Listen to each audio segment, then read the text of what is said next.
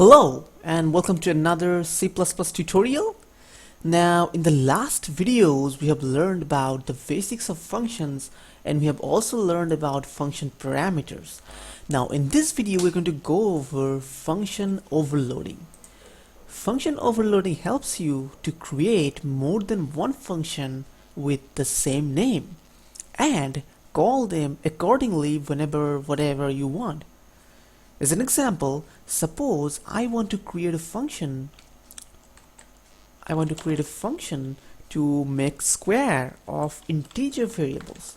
So here I get an integer value, and what I do is I just return the square of the value. Okay. So here I am doing the square of integers. Now if I want to do square of a float variable, that is a variable with decimal point, this function will not work. So I have to create another function. But instead of doing that, what we can do is we can utilize function overloading. And by utilizing function overloading, we can create another function with same name but with a different parameter. Now make sure to give it a different parameter, otherwise it will be ambiguous and you will get a lot of errors. So all you have to do is just write the same thing. So what will happen is, whenever from the main function we'll call this function square and we'll pass an integer value, this function will get called. And when we'll pass a float value, this function will be called. So let's go and quickly prototype these functions. Control C and paste it here, make a prototype, and just the same for the second one. Go and paste it here.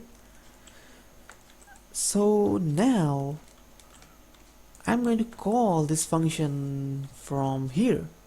So first of all, I'm going to call the first function by doing sqr and passing an integer. So if I pass an integer, what will happen is this function get called. So if I run it, oh, I think I have done some error here. Return statement was a value in function returning if permissive. I think I should store this value into somewhere. So let's go and store val equals val asterisk val, and now I can return it. Now go and return val. Now let's copy this thing and do the same thing for the next one too. So go and paste it here. I think this should work now. It's again says some error, I don't know why. In function square int error, return statement value of returning void. Oh shit, I have named the function void and I'm returning an integer. What the fuck. So name it int, and again from here we can name it int. Okay, so now I have a function, and also same for the prototypes. Let's change the names of those. Int, and again int. So now when I go and run, what will happen is the first function gets called. So since I'm not doing anything, I cannot show you guys which function is getting called. So what I do is I'm giving a cout statement here. Cout int function gets called. So by this you guys will know whenever I'm sorry. By this you guys will know whenever the int function is called.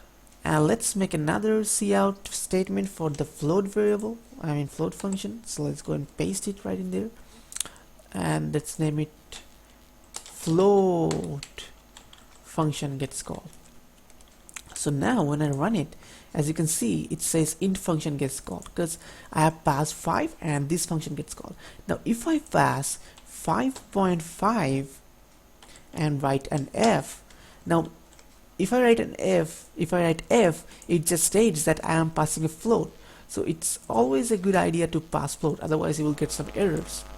So if I pass this value and run it again, as you can see, now it says float function gets called. So this is the basics of function overloading.